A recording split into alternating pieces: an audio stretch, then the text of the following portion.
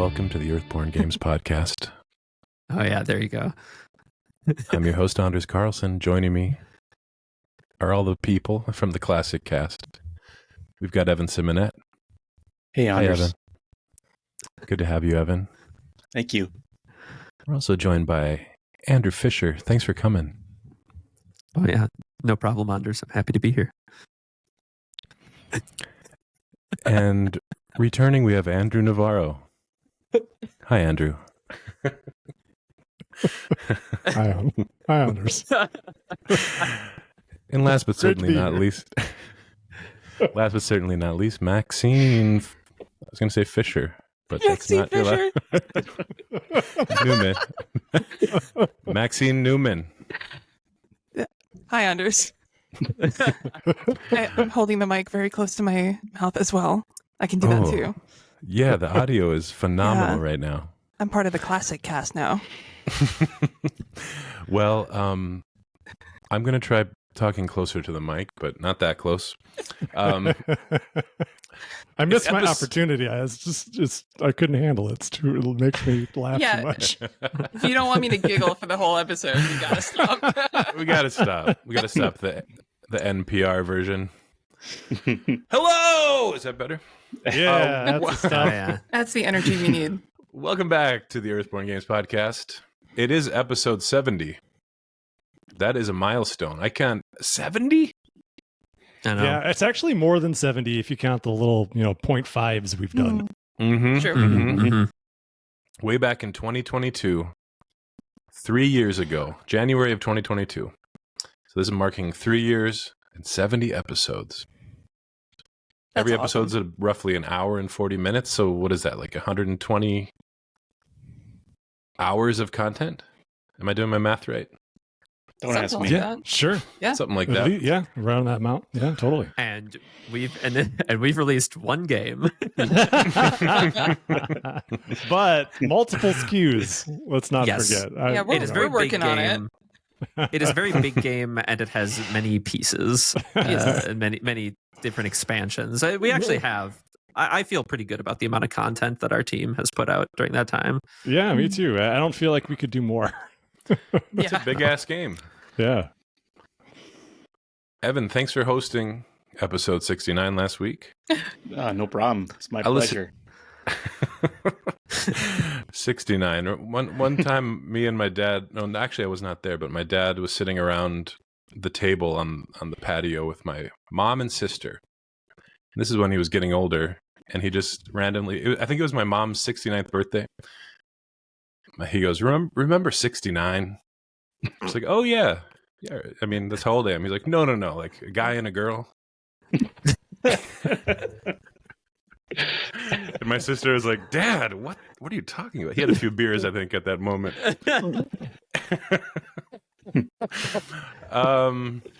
That was what he was like. I can't imagine my father ever just bringing up that topic. My parents are very,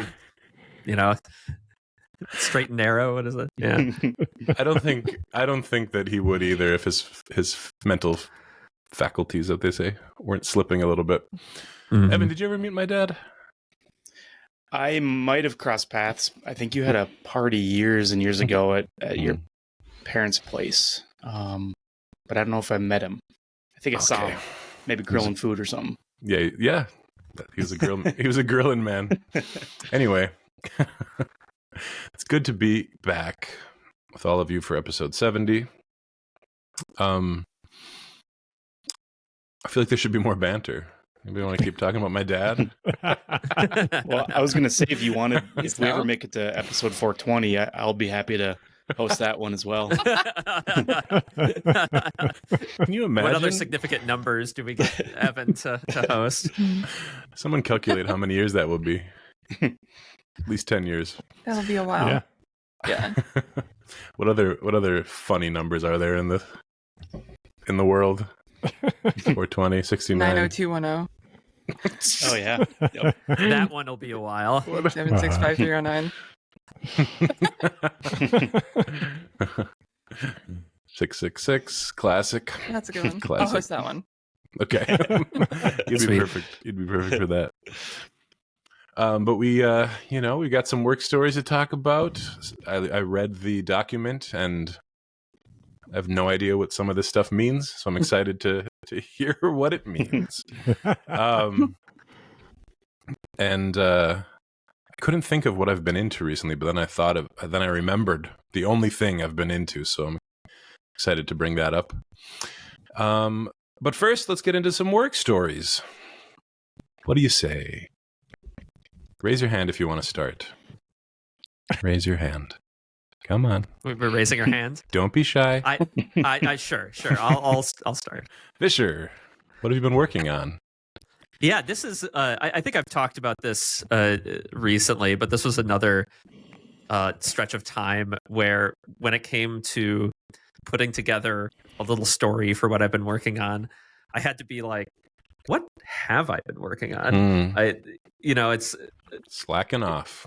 Yeah, just slacking off. But, well, I mean, I keep my very robust Notion board that I've shared in many podcasts ago. So I just, like, one of the nice things about that is I can just look back at, like, all my tasks each day that have been checked off and kind of see a history of what I've been working on.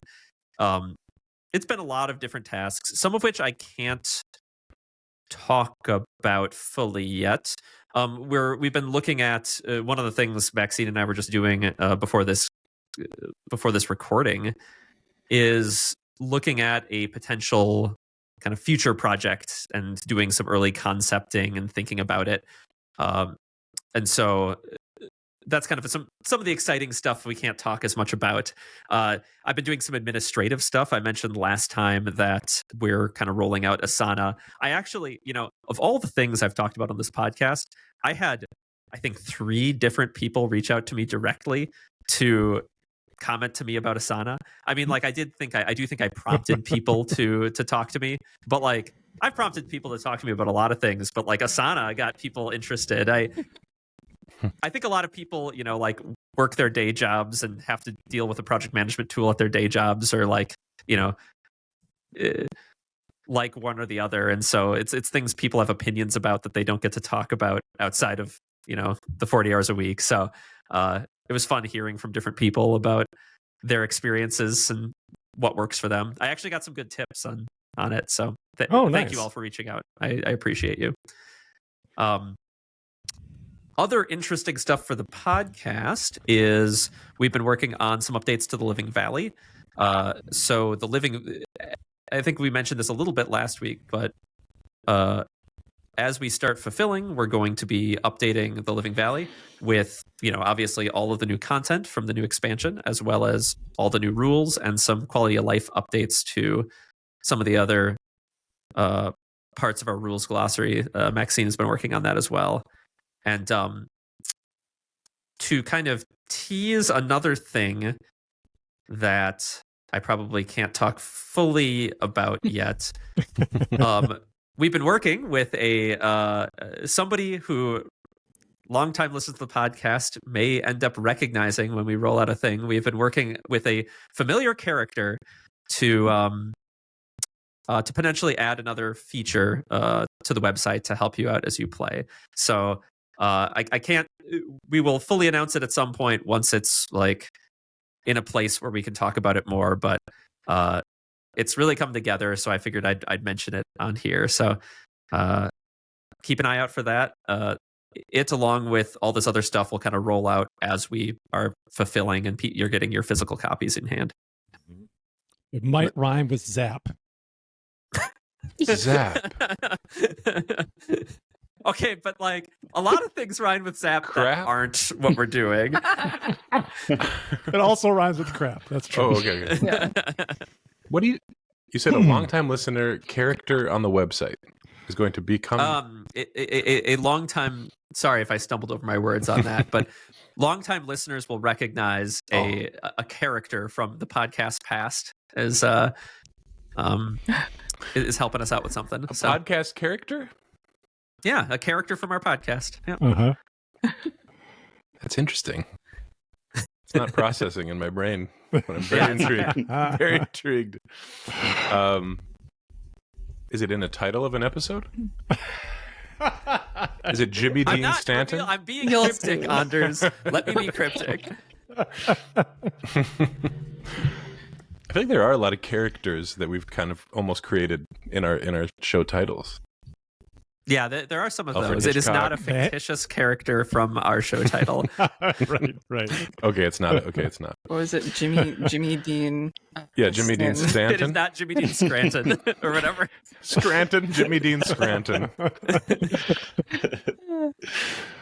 Alfred Hitchcock. Yeah. Now I want a list of all our characters from our titles. All right, Fisher. Raise your hand if you want to go next. I'll Are- go. Wow, I can Oh, be really, you're really sorry. doing that. You're doing that to us. We just raise our Yep. hands. Yep. I'm a teacher. I'm back in class. All right, Maxine. Thank you. It's time to present my Thank you homework. Yeah. Get in front of the class. Yeah. Would you like to tell our audio listeners what you've been up to, Maxine? Yeah, sure. Thank you. As usual, I also have to be a little cryptic. I can't talk too much about what I'm working on, but I'm working on like several different projects that are in different states of completion. So, which is why Asana has been really helpful, actually, in like mapping all of that out. So I have like one project that is we're kind of wrapping up design. We're wrapping up our internal playtest of, and we have like a couple missions that I had to go back to the drawing board on, and like redesign, which was actually really fun to go back and like figure out how to spruce up those missions a little bit. I have another project which we're gonna playtest in like a couple days, so we'll see how that goes. Mhm. Another project that I just finished writing art briefs for. So Evan's gonna get rolling on the artwork for that at some point. And another one that's like deep in playtesting. So like I'm got a lot of different projects at different stages. Yeah. And we have our big idea dump planned for the next campaign expansion. That's set for right. tomorrow. I'm excited about that. Yeah, that's gonna be cool. What does that entail? Mostly just sharing all of the disparate ideas that I've had over the past few years most of which I've already like spoken to Maxine or Fisher about, but have never like written down. Mhm. Some that I've like work that I've done on my own, just thinking and writing stuff down. And also going back and looking at the work that we'd done previously, and seeing how much, if any, of what we had before we want to keep. Mhm.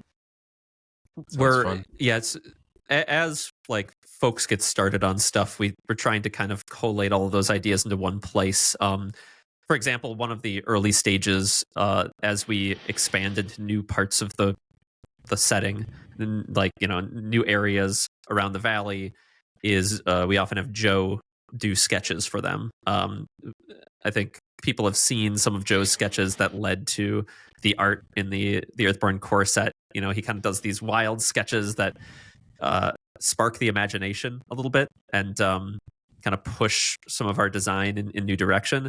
And so he often does a lot of that off the top of his head, but like he'll have some kind of prompting so that he knows like what drawings will actually be useful to us, right? Yeah. So some of the idea dump is to like collect those ideas so that Joe has promptings as he's sketching things that we're going to use, and he's sketching things that will actually be able to be used in the places we're going next. Mm-hmm. Yeah, in fact, the project that I was writing art briefs for, just that I mentioned just earlier, we had Joe do a sketch for like a location that's very critical to that project, and in like one evening, he bangs out this thing that's like, that's perfect. That's exactly what thank you. Oh my god, that's perfect.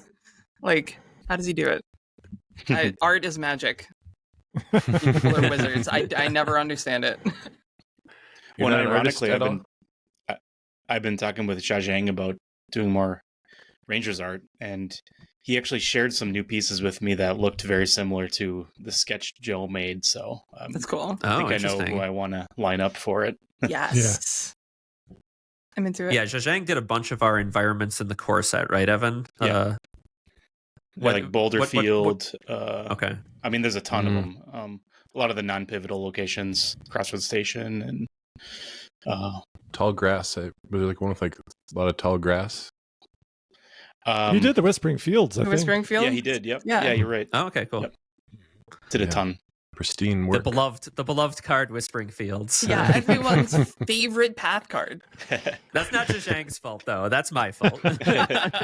Yeah, I felt like there's I love that piece so much because it actually reminds me a lot of like the grasses down here, like how tall they get, and I think like Zhejiang living in Indonesia, I think probably has similarly sized vegetation that he just lives in. So it feels so real to me. It's such a cool piece.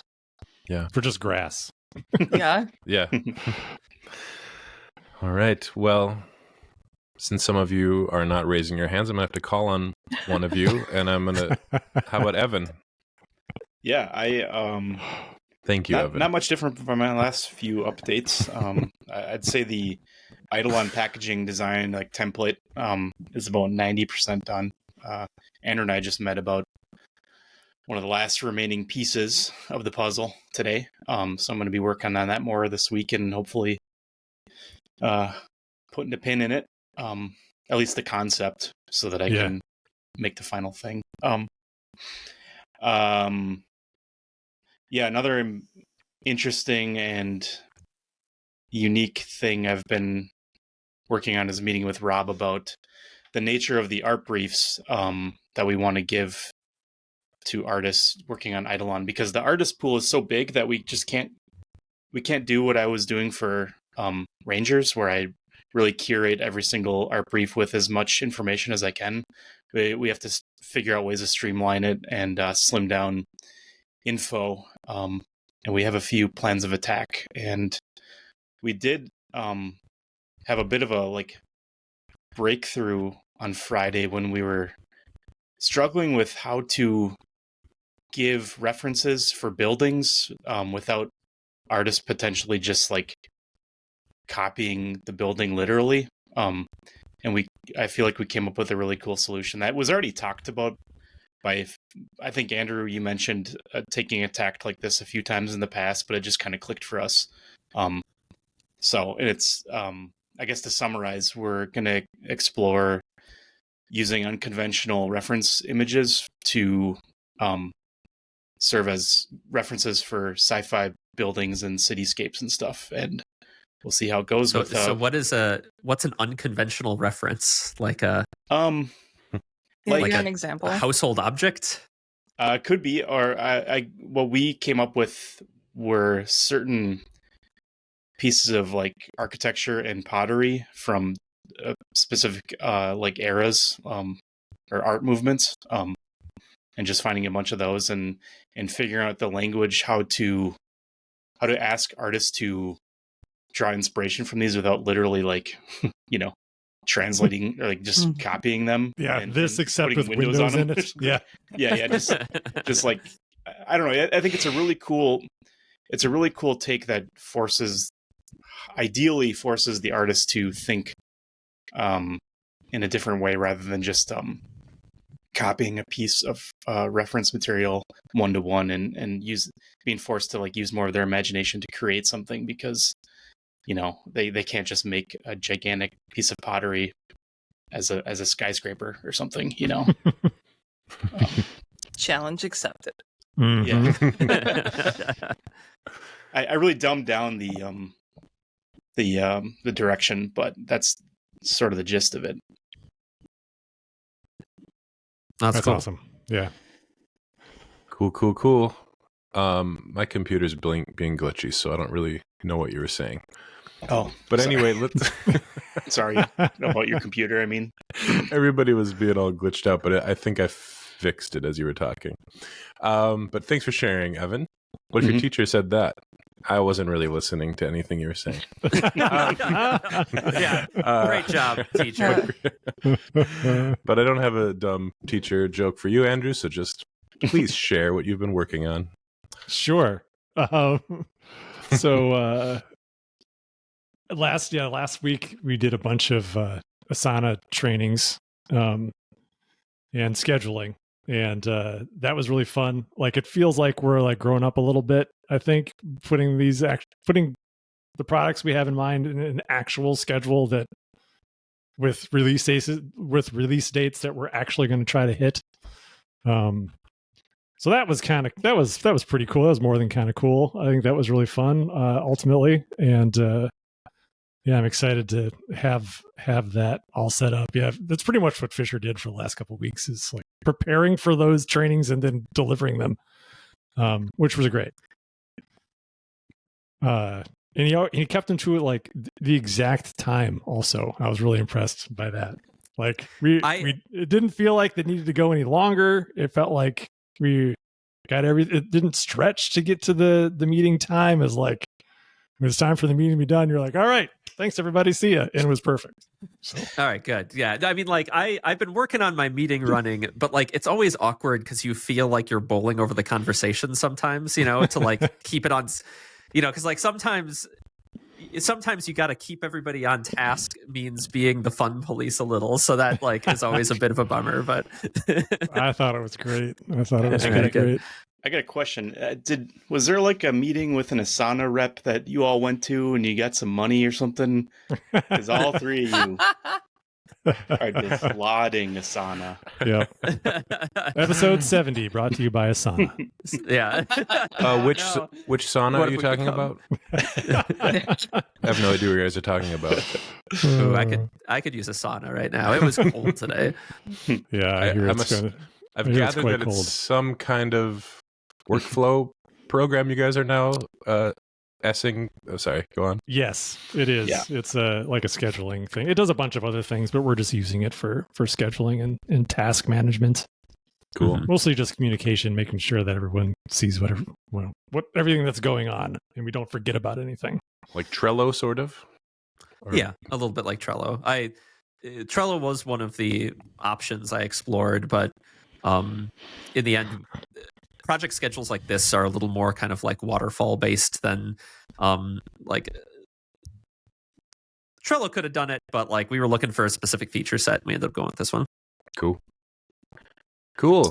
Yeah, so that's been fun. By the time this episode posts, we're recording on a Tuesday, so a little bit earlier than normal.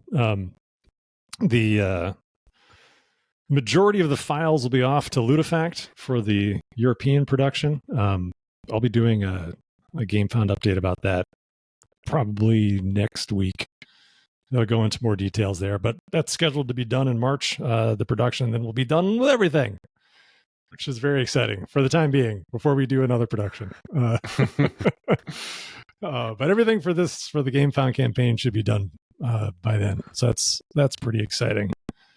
I don't remember if I talked about it on the last episode or not, but all the add-ons, or maybe I did. All the add-ons are done now, but I have a timeline on when they're going to be arriving in the States. The stuff from Ludifact, and I'm told that it should be here, barring some customs incident, by the beginning of March. So very soon, about a month from now. So that's very exciting. So then we'll be able to be in full swing on fulfillment here in the States at that point too. So things are moving along. We could actually begin early fulfillment of some of the simpler orders starting next week, theoretically. I'll be surprised if that happens, but maybe the week after. But yeah, it's finally getting going. It's pretty exciting. I also started looking at office space. Like that's something Fisher started looking into, and then I was approached by this service that hunts down space for you and then takes a little piece of the fee that they get that the landlord has to pay when you sign up for themselves. It kind of reminded me a little bit of like when roofers come by after a hailstorm and they're like, did you get any hail damage? We can, we'll fix your roof for free. Yeah. And then, you don't actually pay them anything and they get all their money from the insurance company. Remind me a little bit of that.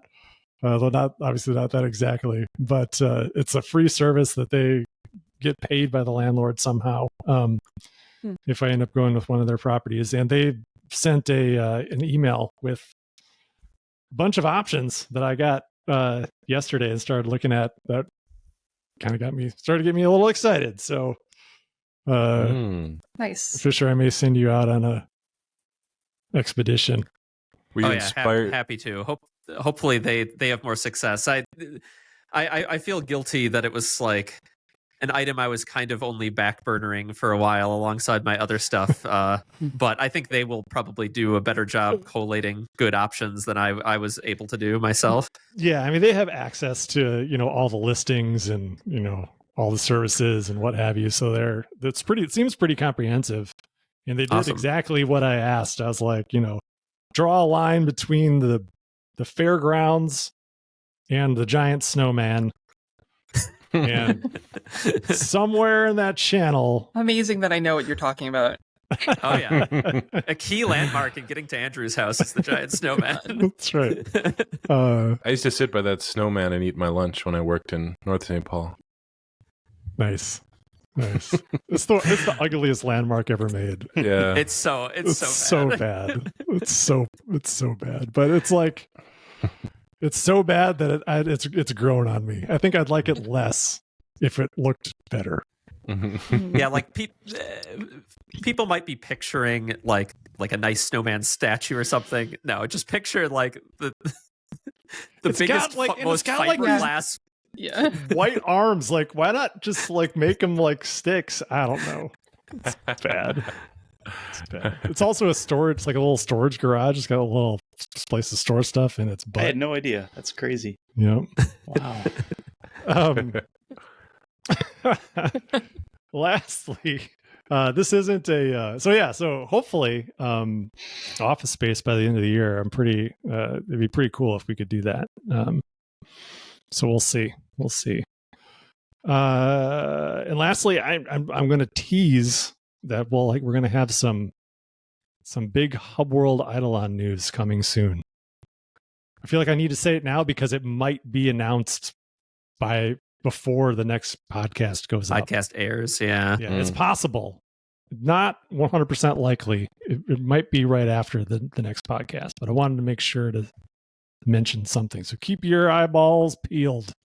This is like the pre-teaser announcement. When they tell you when the teaser for the movie is going to be coming out. Well, it'd be more than a teaser. It'd be That's true. Yeah, this is way more than a teaser. Yes. Yeah. So keep your eyes peeled. Listen to we already put out the teaser video. That's right. So pay attention to the GameFound campaign. Follow the GameFound campaign if you haven't already, or just look at the news and articles on the Discord, or look at our socials. We'll say something about it. Mm-hmm. Very exciting. It is very exciting. Very cool. Evan, I think you should share that joke. Well, I was going to save it. Oh. Well, so wasn't there a question about doing more dad jokes some time ago? There was a question about that. Yeah. I started a dad joke version 2 document, and Anders kind of got to one of my jokes already. So You should tell it. It's referring to something we just talked about. Okay, all right. I can come up with plenty more. You can. What's a Finn's favorite project management software? A Finn. Like a Finn? Someone from Finland. Oh. What? Asana. Yeah. I liked it. My wife would hate that because she says it's pronounced sauna. So Ooh, a sauna. I can't bring myself to say that though. A sauna? Yeah. Sauna. Really?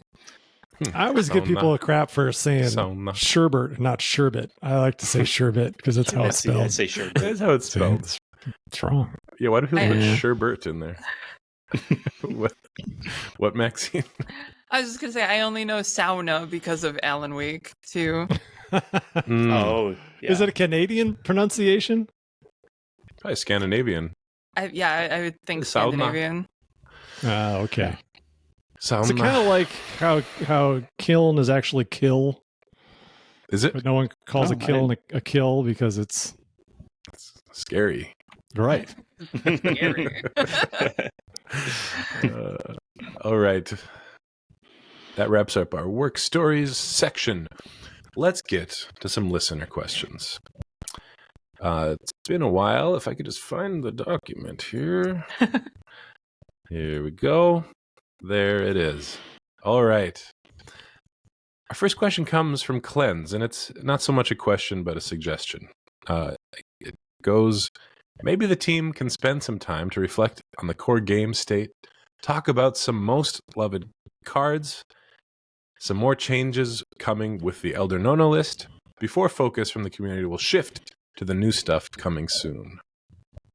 And I think our consensus was that sounds good. Yeah, we should do that. Yeah, I like that idea. It's probably longer than like a listener question entry. This kind of coincides with an idea that we've talked about for a while, which is the spoiler cast of doing like a podcast episode that is just us kind of taking questions about spoilery questions, reflecting on the game as a whole for folks who have finished it all the way through. That could be also a good time to do some of this reflection as well. Or we could make it like, if we talk about non-spoiler reflections, we could make it a segment for a little bit before the new content fully comes out. What do other people think? I could see both of those as episodes. Like, I think each one of those could be like a spoilery cast about the story specifically and like the campaign, and then another one about like the player cards and the state of the like sort of metagame environment.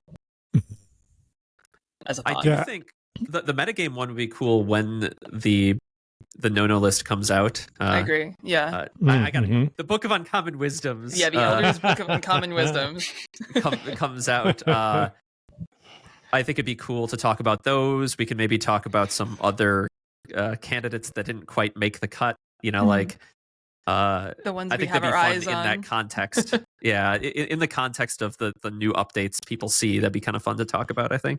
I think it'd be really cool too, like during the like spoiler cast, obviously like being able to take some questions from listeners about our decisions around certain story aspects or mission design or what have you. I think it'd be really cool. But I also think it'd be cool to hear from people, players, and their experiences, the things that, you know, because it's, as we've kind of discussed internally, like people have been like far more reluctant to talk about things that happen in their game, like in a public setting, than we were expecting, because people are very, you know, sensitive to spoilers. So it'd be nice to be able to like air some of those out. I know there's like kind of like a spoiler campaign channel on the Discord where people can do that, but I don't know how frequented it is. Yeah, so I guess if we're gonna share people's stories, do you want to give them a prompt of like what to share with us to eventually make it on this episode? I would say your most the thing that like was most memorable to you, like the most memorable moment you story wise that occurred in the game during your campaign. I think that'd be awesome. Or just your favorite memory from it. Let's make a spoiler cast question Discord channel under the podcast. Yeah, so I think or just a thread. Like creating a thread off of the podcast channel with like the spoiler cast questions and shared most memorable moments, and then people can just share it all in there, and we just flag it like all caps spoiler. Yeah, cool. I love that. I think that'd be perfect. And then if people want to, all of you start sharing your stuff with us, sharing your questions with us, and we'll collect it from that channel and put together this episode. Yeah, that'd be awesome. That'd be one that I think people could go back to a lot too. You know, once they finish it themselves. Great idea. All right, thanks Cleanse. Yeah, thanks, Cleanse. Yeah. You inspired that. Next question comes from Rotaroach. I work at an LGS. We've noticed that people feel a lot more incentivized to come play when they have a chance to acquire exclusive items from their participation. Promo cards, exclusive dice, playmats, etc. I understand that a full-on OP program is quite hard to implement, especially for a smaller company. Are there any ideas for community support in terms of organizing such events? Yes. Yes, we do have plans. But like we've discussed, and I think I've talked about here and other places, our plan is to not dictate or print, stock tournament support, but to offer our support to people who want to organize events. And what form that takes will just be a conversation between us and and the organizers and whatever they want to do. I think one of the cool things about Sorcery is that their ground up approach to organized play. And from what I've observed, what that has created is a situation where the organizers are very invested in making their event into an event where it's more about the experience than just getting together and, getting some tchotchkes and playing the game in an afternoon. And I would love it if we could do stuff like that for Eidolon. And, maybe offer as part of the fee to go to the event is you get a play mat or something, or you might get a card. But again, that would be something that the organizers would have to want and then promote and then, effectively help pay for by getting people interested in going to the event. But I also imagine there's probably some smaller things that we could do too. But as far as offering products would have been done, say for an old school LCG, I think we know where that goes, and I don't think that's a very that's not a wise direction to go. It's not very sustainable, let's say. And as a company about sustainability, I'd rather do something different than that. So tell us what you'd like, and then we'll work on it, and we'll see what we can do. I think that's the goal. And if it's if the game is huge and we just cannot handle all of the incoming requests for events, then we'll maybe we'll figure out something else, some other solution. Get someone to be our OP or our LGS liaison or something. Yeah, well, I think and I feel like I've talked about this before on the podcast. I know I've talked about it just between us. Is that the better the Game Found does, the more that opens up the possibility for us to have someone who's just on staff and runs that stuff.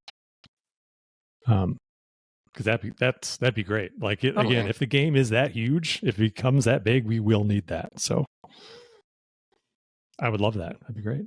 Let's make that happen. That'd be cool. Yeah, let's do it. All right, next question comes from SM Tilson. Are you willing to discuss thoughts on FFG retiring content from LCGS? If so, please discuss.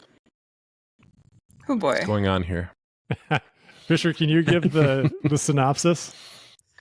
Yeah, so FFG has their living card games, a format that Rangers shares a lot of similarities in release pattern too, where the card games are released more akin to something like a board game than a collectible card game where there's randomized packs or anything like that. Instead, a living card game has fixed packs, fixed sets of campaign content and player content, and some of FFG's Maxine's own Arkham Horror LCG have gotten rather large over the years because of many, many releases. And so FFG announced kind of a new approach to how they are handling ongoing kind of support of these. And it's a little akin to rotation in Magic the Gathering. I don't know. How familiar you are with that, with Anders?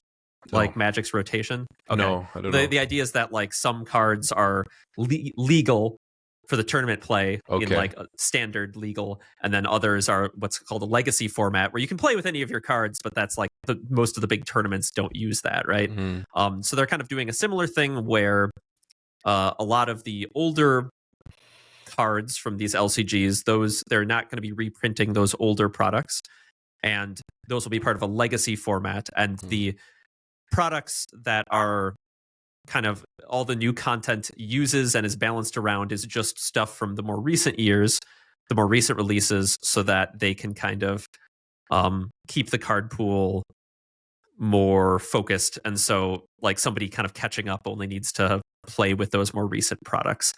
So they won't be kind of reprinting some of the older stuff anymore.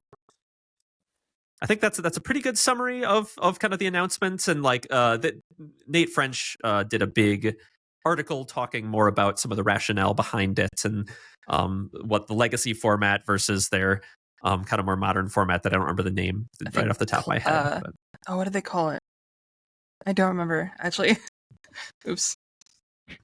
How dare you not remember the name? Yeah, how dare I not remember the name of a thing Current? that I wasn't involved in? Current format. And of course, as with any of these big changes, a lot of people had a lot of thoughts, both on our podcast Discord, on our Discord in the podcast channel, and in basically anywhere people talk about these games. Yeah, it was especially because of the fact that specifically that they're talking about Arkham LCG and Marvel Champions, which are both co-op games. So they don't have like tournaments, they don't have like organized play or like a tournament structure. So having these environments is like less critical from a game balance standpoint. Although there are game balance concerns that they're also trying to address with this. So it's a very complex situation and a problem with really no good solution that'll make everyone happy,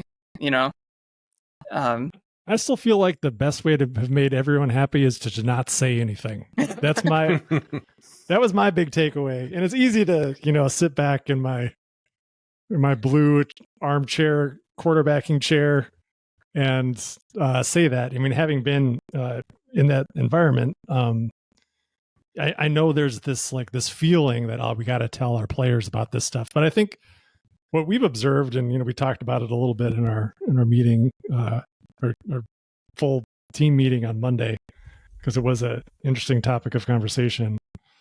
That most people are either like, there's a lot of people upset. Some people are like begrudgingly like, yeah, I get it. And then there's a bunch of other people who are just not really sure what any of it means. Mm-hmm. And I feel like, honestly, the things they announced, like things going out of print, you don't need to announce that because games go out of print all the time. Like that's just publishing. Well, and like something that's pretty relevant is like, out of print can be hard to get online, but like often an out of print game will be sitting on hundreds of stores' shelves all over the country, right? Like just because it's not out of print, it doesn't mean it's off every shelf. Right. It doesn't mean that you can't find it. Over time, obviously, it becomes more and more difficult. But I think that the point is that things go out of print all the time, but things can always come back into print, and that happens all the time too. So like the way just knowing that FFG doesn't control their stock, right? They don't control what they print. Like their boss is a larger corporate entity that also includes a sales apparatus and distribution. And unless things have changed drastically, like that sales team needs to move through a certain amount of product in a certain amount of time to meet their goals, like whatever those sales goals might be. But they want to turn over a product relatively quickly in a warehouse. And that need doesn't necessarily jive with a publisher's desire, perhaps, to keep more of their library in stock and in print. Because I would be shocked if like those few products that they're retiring, if there was no demand for them at all. Mm-hmm. If there was no demand at all, we'd be hearing about the end of these game lines, not that they're retiring a few products.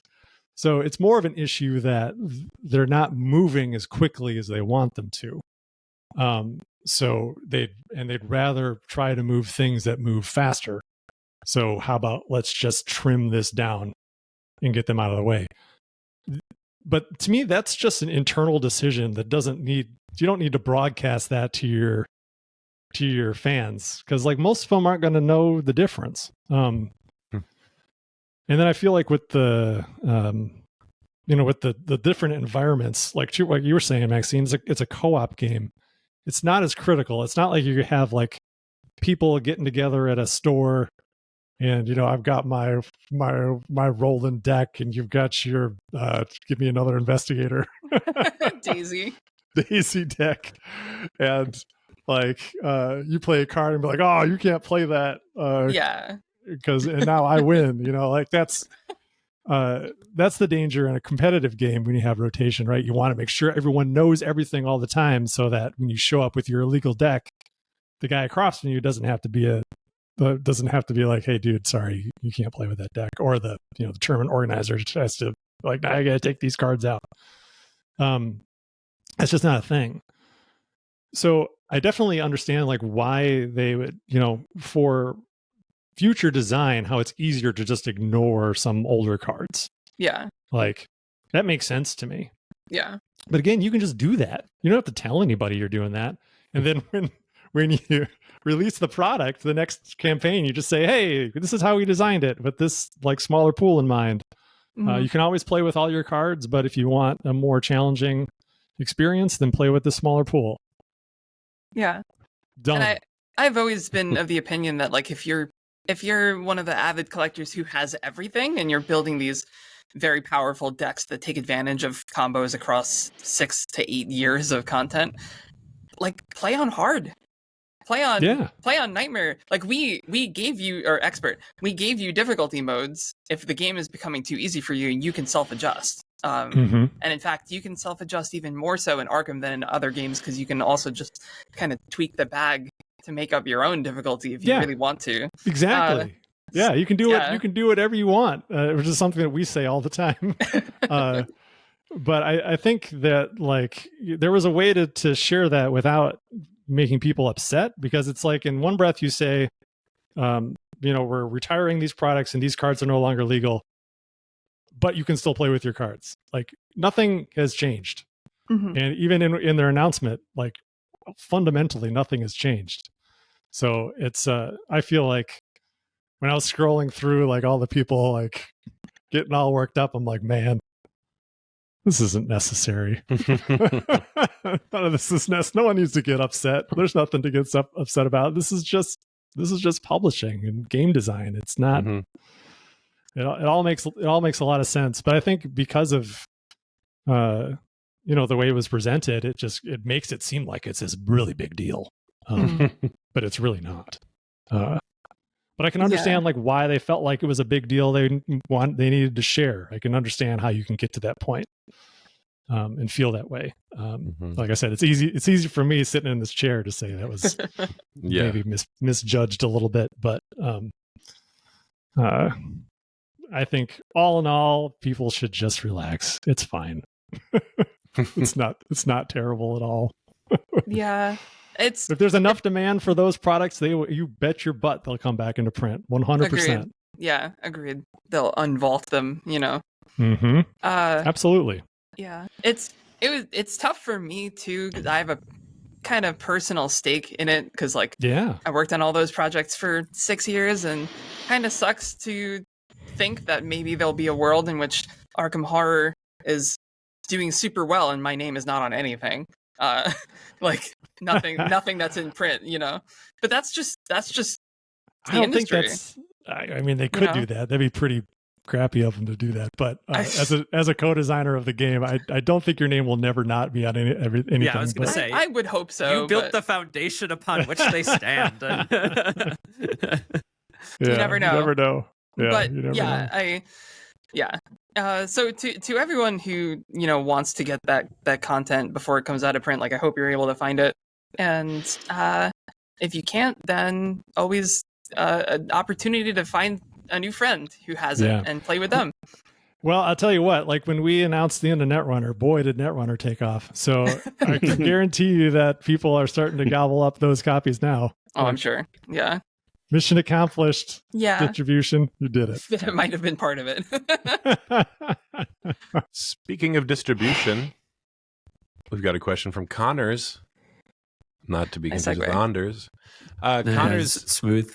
asks, have you ever heard from Delano, Ludifact, or other companies about fans reaching out directly to them for updates?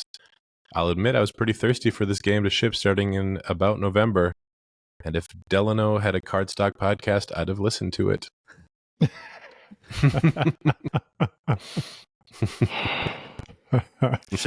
We should tell Nick that he should start a podcast. Yeah. Oh my God. You I heard could it just here see first. Nick's reaction right now. He's not having any of it.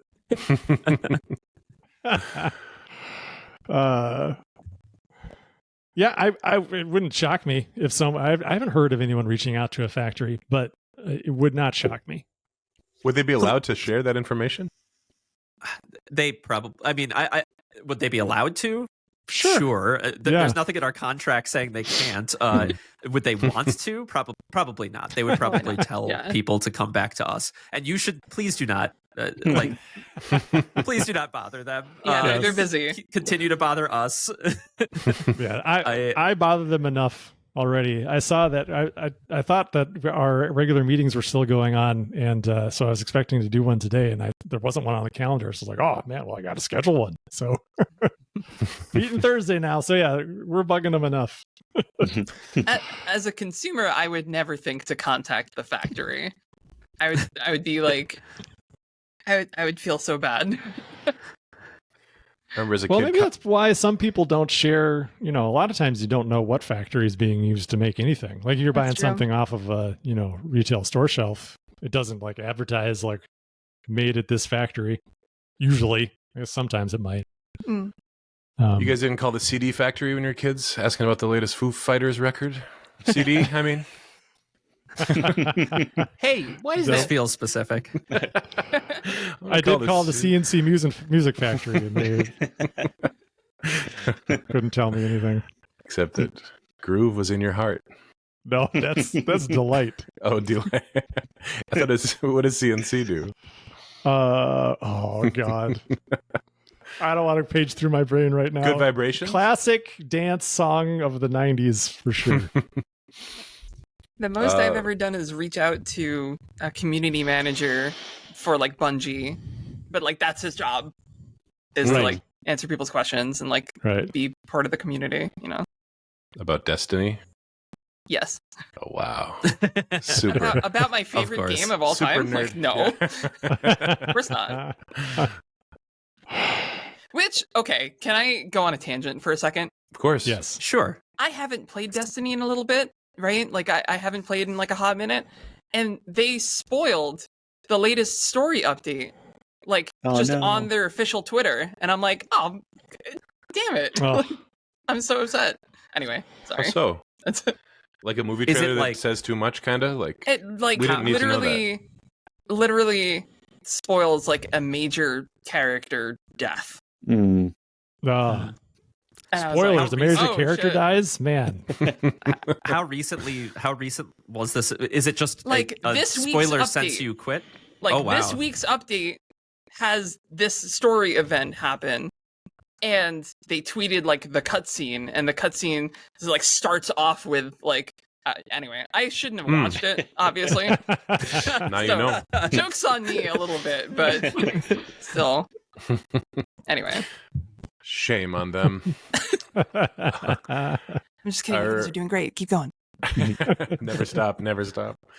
We got another one from Cleanse. A little greedy this week, Cleanse. All right. Seeing Andrew flexing those guns again in the new playcast, I'm interested in what kind of training sports you are doing. Let's skip this question.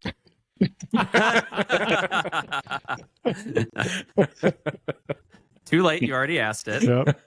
Go down to the gym, you mean that way? All right. How do you get those? It made me laugh because I feel like I especially like this past like winter, I feel like I dropped a ton of weight because I was on that super restrictive diet for a while. Like gluten stuff? No, I was like, I wasn't eating meat, like no alcohol, no sugar, no salt. I would die. No nothing for a while. And I haven't really gone back to like, I haven't started like I like red meat, not eating red meat, haven't had a drink in a few months. So really been sticking with it, but I do feel like I've maybe, put a couple extra pounds back on, which is nice. But I'm so thin right now. Like it's like I was a very nice compliment, Cleanse. I do not feel like I'm in super great shape. But I do yoga a couple times a week. And then some stretches and stuff on the off days and a couple of exercises here and there, but nothing too strenuous for the past couple of years. I'm looking forward to trying to get back in the gym when I get back home. Strong man. Whenever Andrew's bad about going to the gym, he's like, "Oh, I'm I'm getting so like thin from not going to the gym," and I'm like, "Yeah, same problem, totally." Yep. I'm not up like 40 pounds since having a child. Either way, it's out of shape one way or the other. It doesn't matter. Like before the pandemic, I was in great shape. Like I had been going to the gym pretty regularly for almost like 4 years, which is like a really by far like the most consecutively I've ever done that. And probably about almost 20 pounds heavier than I am right now, just of extra muscle. That's all gone. I was in the same boat, and I treated the pandemic like a way to kind of party as a coping mechanism, I suppose. Yeah. Is what it is. It's all genetics. There is a lot of genetics involved. Yeah. There's no free will. Yeah. We're just we're just playing out the story that was programmed at birth. There's no free will. Wow. Anders, you just totally changed since the last took a day off of the podcast, and all of a sudden, man. No, I know you're like that. You just nihilism. As I was saying, there's no free will. It's all genetics. So don't stress about it, you guys. You're all doing great. I like to exercise. Look forward to doing more, Cleanse. So I'll be getting bigger. And I hate it, and that's just my genetics. Genetics includes how your brain works. So sure. There we go. Yeah, absolutely. Yeah. True. Yeah, you nailed it. For the pill that kind of knocks you out while you're working out. So it's just like you go to the gym and then you're leaving the gym having done a workout. It's like Severance. I was gonna say like Severance, the health club. I guess so. Oh my god! And then there's an alternate version of you whose existence is entirely having to work out. Oh, that's terrible. All you eternally lifting weights and running in a treadmill and hating How it awful. too. Oh man! I think Severance, because that made me think of something else, which is this old SNL commercial with Chris Farley, where you take this giant cup of NyQuil when you're sick, and you just like go into a hibernation while you're sick. I think that's just called real life. No, like you're out. You're in a coma. It's called like coma quill or something like that. I love old SNL ads. Yeah, They're great. they were good. Yeah. They were good. All right. Thank you for your question, Cleanse.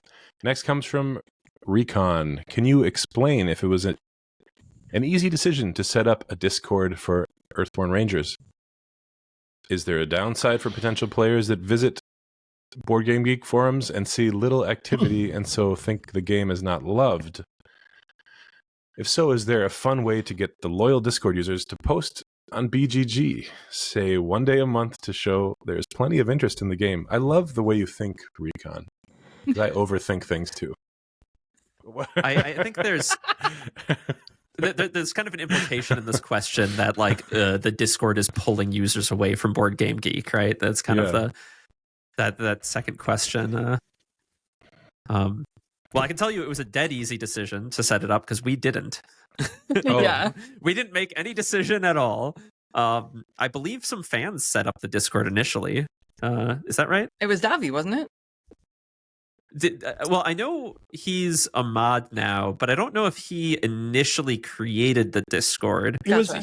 He was not the person who reached out to me Okay. about the Discord. God, I forget that He was certainly instrumental in those early days. Yes, don't get me wrong. absolutely. But there was someone else who was responsible, I think, for setting it up early on. I don't remember because it's been like 4 years now, practically. So I don't remember who it was. But very grateful that they did. Yeah. Yeah, and like we had been kind of torn about like setting up an official one, and then fans created one, and like it seemed kind of, as soon as that happened, it seemed weird to create our own separate from that. And so we kind of just started posting onto this fan Discord, and like our presence there has kind of just made it. And then, obviously we started linking it because it was the place to congregate, and it kind of made it the official one. I think the question about Board Game Geek, though, is an interesting one, right? Are we pulling activity away from Board Game Geek as like a first landing spot for people who Google our game? Is Board Game Geek the first place people go, or is it Reddit? I don't. Every game has like their own community where they gather, and like it's different for each. I've noticed like some games they have like a big community on Reddit and they're tiny elsewhere. Some games have a big community on Board Game Geek, but they have no presence on Reddit whatsoever. I have no idea which one is like the place, the default, Yeah. I think Board Game Geek is a pretty common landing spot for a lot of, especially like board gamers who are branching out into the card games. So I think it's a pretty common landing spot, and I can see the argument that like if we don't have a ton of activity there, it looks like the game isn't like it doesn't have a vibrant community or something. I could definitely see that argument. I don't think that was, as you can tell from our answers about the Discord, I don't think that was something that was like super on our mind in setting up the Discord. Ultimately, I think Board Game Geek's forum posts are a little old school at this point, right? Like, yeah, kind of outdated. Yeah, and so like it's not a good place to build community. Modern community building happens a lot more in chats, right? And so like I think that in that way, the Discord is super important for kind of bringing all of you together. And I don't think, of course, some people thrived in the internet forums, but I don't think we would have had the same community pop up in Board Game Geek threads, Yeah. So I think it's worth the cost. Someone just needs to write a script that takes like topics from our Discord and auto posts them in Board Game Geek forums. I'll post it at 9:05 p.m. Every single post, February 12th. Yeah, I don't know. To me, like Board Game Geek always just seems like a kind of like a natural, like naturally things kind of like bubble up to the surface, and then whether they're good games or bad, it doesn't really matter. It's just they're kind of being talked about at that time. And then there's just a few mainstays that are just popular games that people like. I have a question about this thing, or like I finally wrote my Terraforming Mars review. Where like Terraforming Mars isn't actually one that often shows up. Like Wingspan, for example, shows up in the on the hotness a lot. Which I can't imagine, like I guess they do a bunch of expansions. Maybe when expansions comes out, it pops up there, or people have questions. There enough people play that game where you might have a rules question that you don't want to filter through a bunch of stuff. You just post it on Board Game Geek and someone will answer you. Yeah. It's 24 right now. Wingspan. Yeah, Sorry. see, there you go. Wow. And then there are things that have like Arkham is often on there, as is Champions, just because of more or less constant expansions being released, so it keeps it in the conversation all the time. Yeah. But then some games can be on there like Wonders of the First, where it's like no one likes this. But then everyone's talking about it, so it's number one on the hotness, right? But That's it's so like funny. rated 1.2 or whatever it is. But I think to the question about like, should we send people there to like keep it feeling active? I think especially when things like, whenever we do another crowdfunding campaign or even just during the fulfillment, folks who want to step over there and like help people out who have questions, point them to the Discord, like that would be very welcome. And maybe I'll encourage people to do so when we once fulfillment's underway and everybody's playing their games. But I still see it as like a landing spot, right? More than like it is a place that people who are a little outside the community come to find our game and see public opinion on it, and hopefully they'll then come and find the Discord after that. Mm-hmm. So I don't like. I think giving it a hint of like that knowledge that there is this deeper community underneath is a good thing, but I don't think we need to feel obligated for our community to spill over there or anything like that. Yeah. But I think it's an interesting, it's a thought-provoking question because I don't think I've given it a ton of consideration, to be honest. Well, I think since the game's going to be getting out to such a larger audience, and then even beyond the crowdfunding campaign, because it's going to be in distribution, like limited distribution, and go to our retail backers, and so there'll be a lot of copies out there in the wild, much more than last time around. So I imagine a lot of those people aren't going to go straight to our fan Discord. A lot of people don't even use Discord, Yeah. So I would imagine just naturally that some people are going to land on Board Game Geek and then have all those conversations that everyone has had multiple times already on our Discord.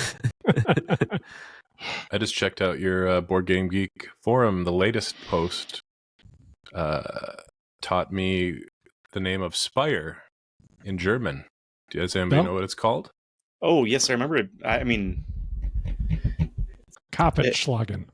It was really cool. I just remember it was cool. Correct amount of syllables. Volkenlanza. Volkenlanza. Yeah. That's cool. Volkenlanza. And this person was asking if the translation is good. Sky? And the German person said it was great. Nice. Anyway. Great. That's great. Glad So thanks. to hear it. All right. Thanks for your questions, everybody. Man, I'm getting lost in my windows today. I can't find you guys. Where are you? It's Andres Indie Game Corner next. It is, but I'm looking for you guys. I don't see you. Where did your window go? Honestly, where the hell is it? No, over here. Oh, here you are. Here you are. Found you. Okay. You have too many windows open, sir. I do. I try to take little notes and stuff for the stuff for after. I'm gonna ship you a second monitor. Okay, here we are. Stuff we're into.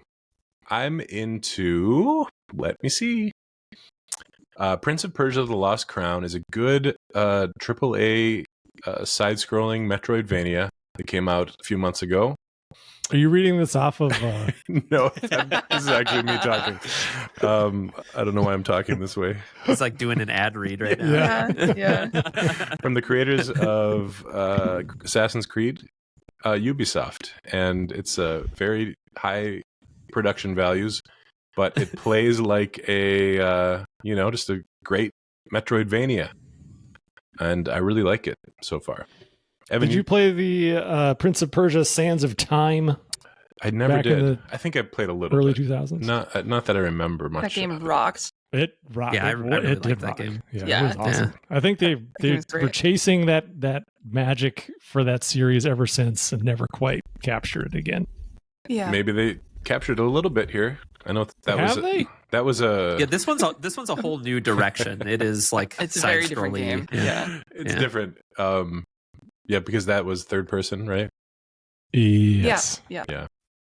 But wasn't the original Prince of Persia side-scrolling kind of like rotoscope kind of thing? Mm-hmm. Yeah, really high level of difficulty, punishing platformer. Or I don't. Do you even call those games platformers? I would call it a platformer. Kind of like cinematic Pitfall. Yeah. Pitfall, Another World, those kind of things. You said rotoscope, Andrew, and I think they actually did that. I think they took Andrew pictures. said that. I was the one who said it. Sorry. They took pictures of someone jumping from like one pole to another, and then they just kind of traced over in pixels. It looks like that. If I'm remembering my video game lore correctly, I believe it was the developer's little brother. Oh, really? Yeah. Oh, awesome. I think so. Something like that they wrote That's a His script. grandfather, I thought. No, I don't know. That's why it's so damn slow. But yeah, I really like that game. I don't have much to say, but Nice. it's Ubisoft games go on deep discounts all the time, so it's worth. Yeah. It's definitely worth $10. It's pretty cool. And then my guilty pleasure game series is called Kingdom Rush. It's a tower defense game with these little Kingdom Rush. cartoon. Oh yeah, like the mobile one. Yeah, I've been really into the one called Vengeance. Check those out. They're all There's a on board game. Apple Arcade. There is. There is. I own it. Is it fun? Is it good? It's okay. All right. It's not. It's Won't be checking that out. It's fun, but it's not good. They had a really tough challenge, Fun, but which was not like good. trying to capture a tower defense in board game form, which is very difficult. Mhm. And I feel like they did a pretty decent job of making it feel different enough, like feel like it's worth having, like it's not just a 1-to-1 recreation. And they do a cool thing with like they have like every all the damage that you deal is like little Tetris pieces, like little like oh, my fireball is a 2x2 grid, but my archers are 1x1, and my this move is like a line or something, and you're trying to cover up the enemies that are on these trays. They sit on these like trays, and the trays slide down the board, but each tray has like an arrangement of guys randomly, and you have to like cover them all up with your little That's Tetris cool. pieces. It's kind of cool. I like it. But I've only played it once, so It's I interesting. can't speak to it too much. But It makes me think of Ubongo. Oh yeah. Yeah. Remember that game where Another you have Tetramino game. Yeah. It's a fun one. That's fine. Game. I haven't really been playing many games because I've been watching the Trolls movies with my daughter.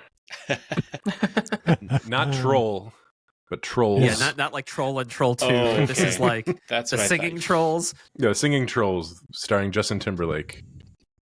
And That first soundtrack's pretty good. Yes. Were your kids into that? Yes. Oh man. Can't Stop the Feeling? There's a song sung by the girl troll when she's like Poppy? going out on her adventure. Mm-hmm. That's pretty great. I Yeah. love that song. That's it. That's in my Spotify like songs that comes up relatively frequently. I love that. I like to just kind of clear all my own discerning tastes out and just look and see if she's into it, and then get into it too. That's kind Nice. of how I approach stuff that she's into. So yeah, I've seen every single one of them now, and they're all pretty good.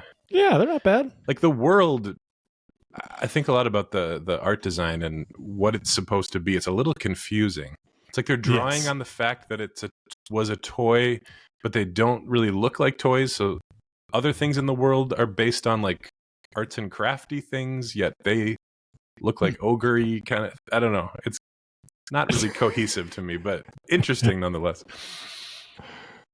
Finally, I've been watching Game of Thrones again with my mom. Every episode with my mom. She's never seen it. I saw everything but the final season. So I'm just rewatching it, and You're gonna stop right before the end. Yeah, That's probably for best. the best. Yeah. what Agree. like the final episode? You can just ignore the last I season. don't know, the last honestly. couple seasons. I don't know. I watched the 7th season before, and I thought it was fine. Unless you want to try to spot all the water bottles that are left in the scenes. Oh, is Whatever. that a common thing? I saw there's a few like freeze frames where it was like someone forgot their water bottle in the Let me- scene. Yeah. So a lot of people Totally say they ruins the don't. immersion. They hate the final season. Is it because the thing they want to happen doesn't happen, or is it just not very good? Yes, both. Okay. Well, yeah. Yeah, it sounds terrible.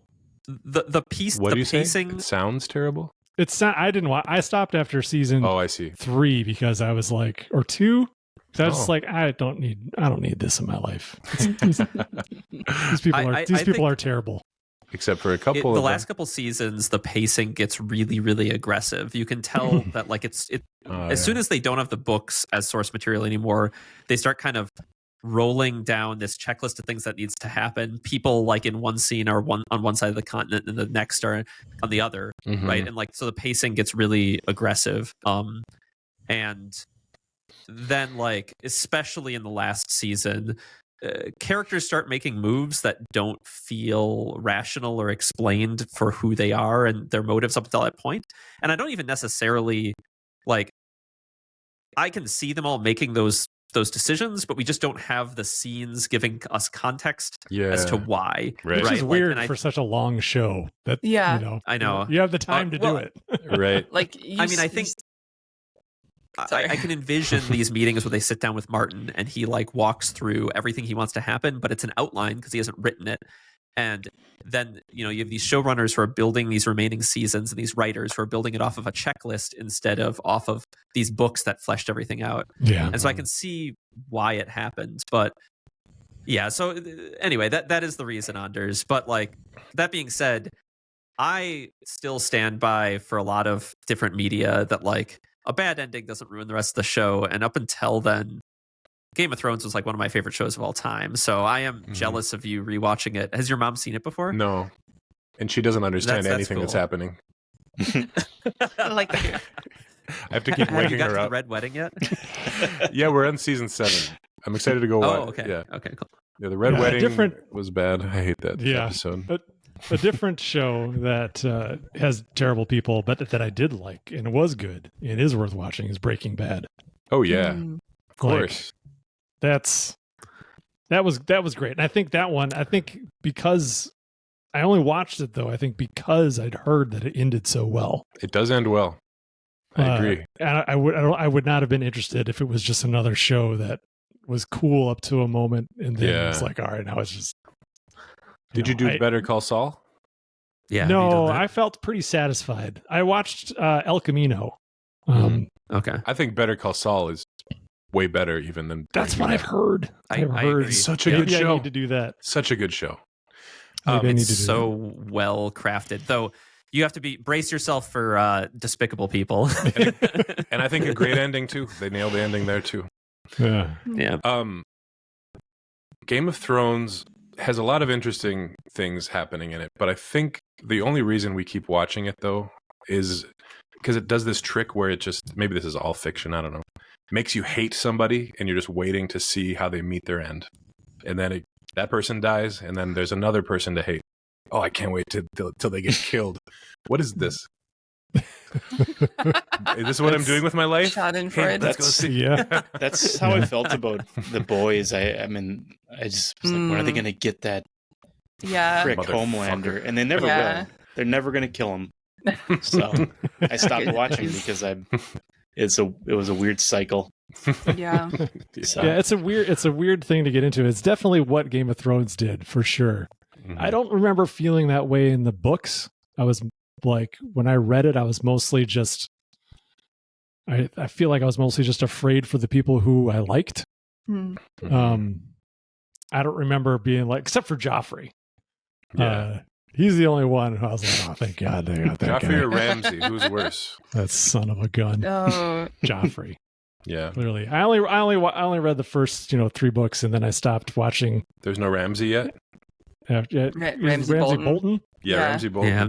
Yeah, I know all these people from working on the game, so. Oh, okay. Ramsay is worse. Ramsay's worse, but Joffrey's more Joffrey, prominent. you spend so much more time like with, Yeah. Yeah. Joffrey has more screen time. And there's some characters that I know you're not meant to hate, but I just hate the way they act. Like Geordi Mormont. Just hate the way that guy acts. Jorah? I think they call him. I feel like someone calls him Geordi. Now that's a mashup. Geordi Mormont and his visor. Oh, Geordi. Yeah. I'm thinking of Star Trek. Jorah. Yeah, Jorah. That's awesome. Yeah, I know he's supposed to be a good character, but the way he acts, it annoys me. All right, let's move on. Go on. Oh, I mean, to go back to what Fisher said earlier, I just thought it's interesting that like you were talking about how Game of Thrones, as soon as they stopped having the book material, they started ramping up like very aggressively the plot, which is exactly what happened. You're totally right. But I thought it was interesting that like with anime and manga, it's always the opposite. Like as soon as they run out of source material from the manga and they're adapting the anime, then they're just like, well, let's meander for 3 seasons. We're just gonna 4 seasons later. Faff about, let's go to the beach. Yeah, like so weird. I think I prefer the Game of Thrones approach. I'm kind of at least ready for it to be done. I don't know. Some of my favorite Ranma episodes are filler, so that's true. Yeah. All right. Let's go back to that little raising your hand gag. Who wants to go? Fisher. Oh, Andrew. Oh, you guys are gonna have to wrestle over it. Yeah, See, hands. this is why I don't like raising my hand. Yeah. Wait, do you make your students wrestle? Aren't Yeah, I have watching the YouTube video. Okay, I have mine is pretty quick. I have a story less about things I'm into, because I don't know if I was into this whole process, but I have a story about the things you have to do the things you're into. Which I find myself, I think I like to tinker, even though it pisses me off sometimes. I think I enjoy it. And so like I find myself tinkering with my technology. You know, I'll spend hours tinkering just to play like a little bit of a game or something. And so this is a slight story about undervolting or failing to undervolt. For those not familiar, undervolting is a process of reducing the amount of power that is passing through your processor. It's a little more convoluted than that. You know, electricity has like amps, volts, watts, you know, all these different measures. And then like hertz is how fast your processor is going. So quick, think about like your processor is like a pulse of electricity passing through your processor, right? Think about that like a faucet dropping, like dropping beads of water. And so like the hertz is how many times that faucet is dropping, whereas the volts is how big those drops are, effectively. And so you're trying to reduce the size of those drops going into your processor. To what end? Okay. Well, because if they're to break down my analogy here, because those drops are electricity, the bigger they are, the hotter they are. Right. And so it heats up your processor. And so you want to make them as small as possible, especially because I use a laptop. I use a gaming laptop. And so once it gets too hot, it throttles. So like it being too hot actually limits your performance. But manufacturers don't make the drops really small because it makes them less stable. They can dry up before they get to the end. And so they make them nice and big. And so you kind of play this game where you're trying to make them smaller to get the most performance out of your gaming laptop. So I set off on this process and it turned into a nightmare because I realized that the generation of processor I had, Intel was super freaked out by this ransomware called Plundervolt that used the undervolting controls to gain access to your computer. Plundervolt. Yeah, which is a pretty good name. That's great. Yeah. Good for them.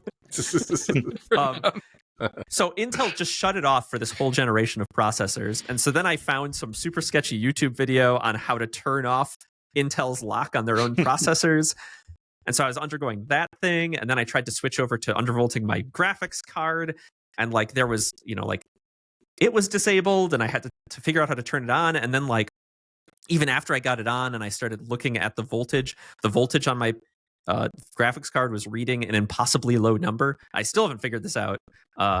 It like reads this bizarrely low number that's totally off the charts and shouldn't even function. And so I think like the readings on my computer are just completely borked. And so like, anyway, so I was spending ultimately I was doing all of this because I spent a bunch of money on this gaming laptop a few years ago. And it's just been super underperforming for like 6 months. And so I was like, I've got to try, I think I'm throttling. I've got to try this undervolting thing. And so I spent all this time on this, right? Just to play games a little faster. And last night I was working on this and I'm getting these weird readings where like it's throttling like way too low temperature wise. And I'm like, what is going on? And I start poking. It's a Razer Blade laptop. I start poking into Razer's stupid proprietary software that's pretty bad. And I find this option buried in the settings that I do remember setting when I first bought the laptop. And Razer has a whole separate little performance setting hidden in their options. And at some point, due to some update, it's set back from like performance to like balanced. And because of that, it had been for like 6 months, I have been playing video games like completely throttled, like, and I unchecked it and all my games work great now. Oh man. So I have yet to actually, after all this, I have yet to successfully undervolt either my CPU or my GPU. But my problem got kind of fixed for the stupidest reasons. So That's awesome. That's funny. That's my story. Blundervolt. I'm like simultaneously mad and like Relieved. Yeah. When you first started describing this, I thought you were actually tinkering with it physically, like with just this delicate Like equipment. go into the processor Yeah. with a soldering iron. Yeah, Yeah, exactly. It's like where I'm coming from. That's how. A soldering iron 4 nanometers across. No, you just use like there's Intel actually makes some software that makes it dead easy. Well, in theory, if it wasn't locked and stuff, it should be pretty easy. But of course, nothing's easy. I was reminded of a thing my inspector told me about my house when I was buying it, which was like, there's no such thing as one house project. There's the 3 house projects you're going to have to do. The one you know about and the 2 hiding underneath it is kind of how I felt as I was trying to do this. Velociraptors. Mm-hmm. Yeah. So anyway, I didn't actually do anything fun. I just did unfun things in preparation for doing things fun. That's crazy. That was a thing That's you were great. not into, but it's a fun adventure. I actually, like I said, I kind of get frustrated. I do think a strange part of me enjoys it. Yeah. Because the problem was solved. In the That's end. right. Ish. All right, Evan. Did we talk to you? Yeah. No. Yeah. I was going to talk about how on Saturday I got a call from the Source Comics and Games that my Warhammer stuff showed up. But that's Ooh, just what kinda Warhammer boring. stuff? I just got some new Eldari, like fire dragons and some little guys. So I'm gonna have some fun putting those together once I find some space for it. Cool. But talking about movies like Trolls and stuff, I did think back that Meg and I stared watching the Fast and the Furious movies. Oh. Because Yeah. we let's saw go. that they're leaving Netflix, and I'd only seen the first one, and I saw it in the theater, and it was a really funny experience because after the movie credits rolled and I left the theater, everyone was peeling out of the parking lot in their crappy little cars. It was so funny. Oh, so dumb. That's funny. So yeah, we just It's started great. watching all those, and How far are you? we're on Fast 5, and Nice. That's one of my favorites. That's a good one. yeah, Yeah. it's not bad. Oh, you pause like partway through it? Yeah, because I just can't stay up late anymore. So Yeah, we're like nice. 3/4 of the way through it, and we'll finish it tonight or tomorrow, I guess. That's such an old man move, Evan. Yeah, Watching this like high octane movie, and I just start falling asleep. Boring. Yeah. But I was just gonna mention it's funny because someone was it you, Maxine? You mentioned accidentally looking at the credits and getting spoiled. Or no, that game you're into. Yeah, it was. Yeah, The- it wasn't yeah, the credits, so- but yeah. That sort of happened to me with this movie series. Like I Oh, looked at no. I looked at the IMDb of the characters in the next one. I'm like, oh, all right, well, I know all these characters live. yeah, Yeah. yeah. But yeah, it's pretty funny. It's funny to see the series evolve too. It was really grounded, and it's just kind of getting out there. I feel like in on the 9th one they're going to be in space or something. They do go to space. It gets Do they? nuts. Uh-huh. I forget which one they do it. I stopped watching with with 7. Number 7, I think, was as far as I got. I was going to say, Evan, you think it's not grounded now? Yeah. You haven't even know gotten nothing. Yeah. Yeah, Well, it's pretty crazy. Is Jason just Momoa removes in my- one of them?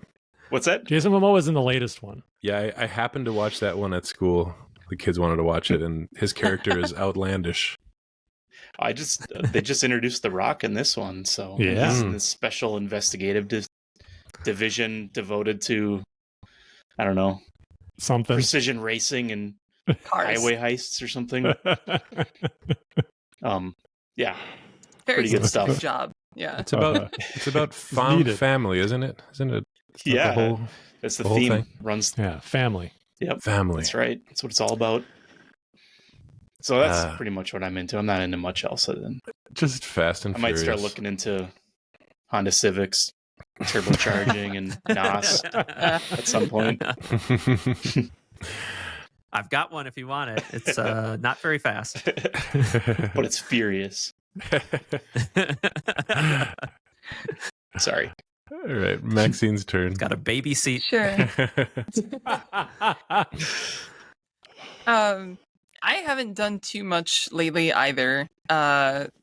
Just like last time, like I've been going out a little bit more. That being said, I've also been reading a lot.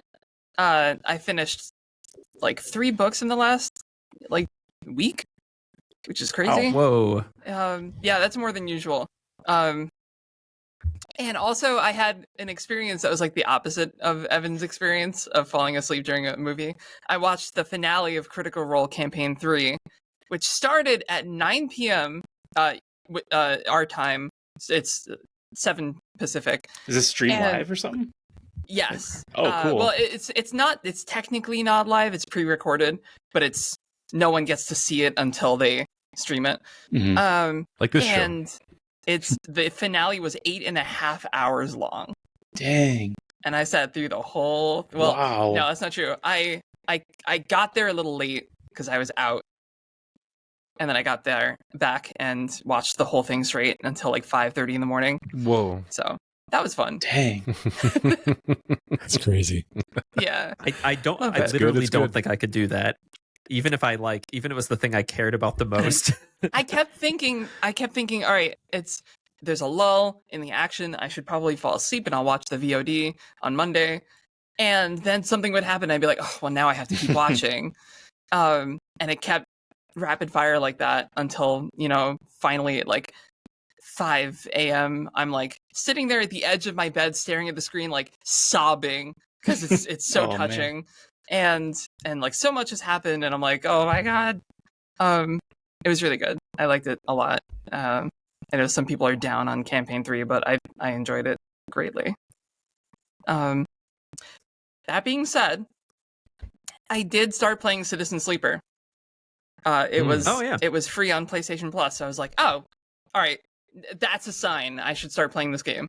So I played about an hour of Citizen Sleeper, and so far I'm cool. enjoying it. It's cool. Awesome. Is that part of the, Oh, yeah. the normal tier, or what? Do you have a higher tier of? I PlayStation? think I have the lowest tier. They just have free games on PlayStation Plus every month. Oh yeah, no. I And- usually yeah. go there and like add them. I don't remember seeing that. It was on Maybe there. maybe I have the second tier. I think that one. I have the second tier. Yeah. That one comes with a lot more stuff. Yeah, and they add stuff to that list pretty often. And it's not just the 3 free games every month. They just add stuff, and that list is just constantly Yeah. updated. Yeah, it's more like Um, Game Pass. It is more like Game Pass, yeah, Mhm. which is pretty cool. Last thing, I also started. I booted up No Man's Sky again because they put out an update. Every time they put out an update, I boot it up just to support them Yeah. and see what they did. And How is it? I've been thinking about reinstalling it and trying it again.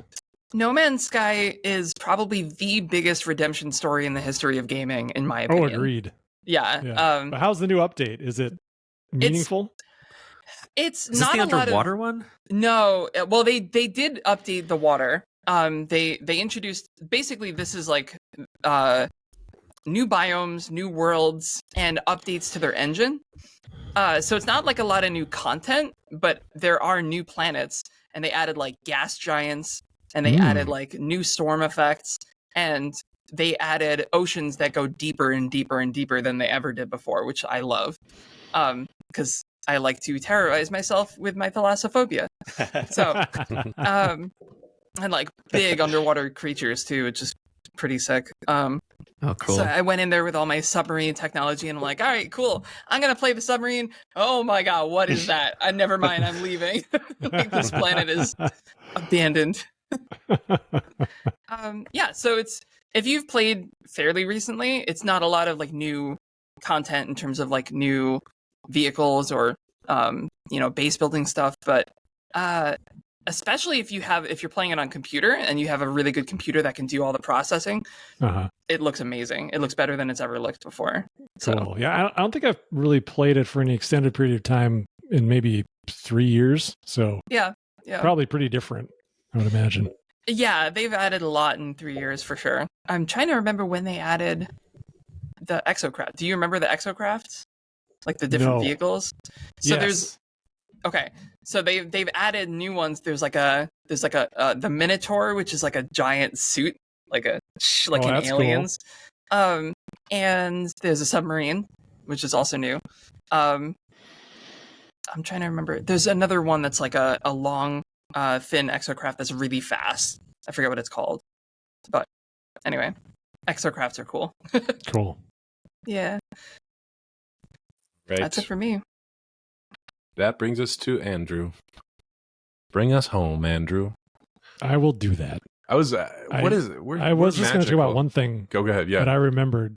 But I remembered something you might all enjoy. As recent a couple nights ago, we watched Eternal Sunshine of the Spotless Mind. Oh my goodness, that movie.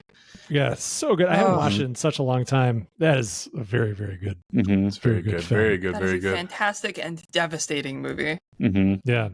But yeah, it was just so creative. I miss movies like that. I know. Yeah. It's fantastic. So well constructed. It's really fun to watch, even if you know the kind of the hook. But it's just so clever. It's such an interesting way to explore relationships and memory, and being careful of what you ask for, because you might get it. Yeah, I love that one. Yeah, I love the moment in there where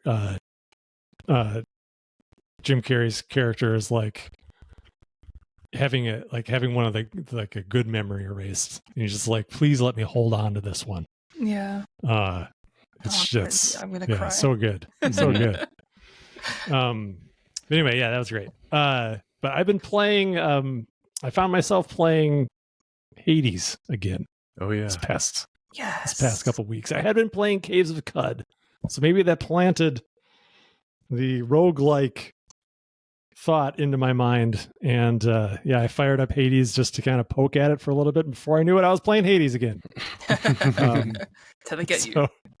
Yeah. So I'm trying to I've gotten beaten Hades a couple times. I know you have to beat him like 3 or 4. I forget, because I've finished it before.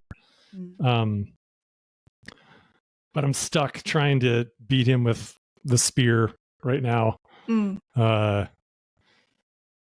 can get to him every time, but I'd never have a good enough build or the right build to fight him. Like, I feel I have to get too close, and he does so much damage, and it's, man. But anyway, that's a great game. That's still great. I think the way that they weave story into that roguelite experience was just incredible. Yeah. I agree. And to me, it's like the thing that really kind of keeps me going. And like, even if like some of the earlier stuff starts to get repetitive, I think they always introduce some new wrinkle, like I think right when you need it. Yeah, it's keep like it perfect engaging. pacing.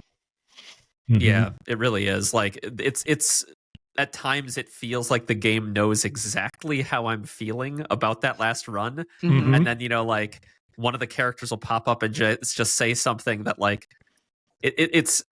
I rarely feel like the game developers are like reading my mind live, but sometimes I did with Hades. Yeah. Really, really good. I don't remember. Did Supergiant end up getting bought by something bigger?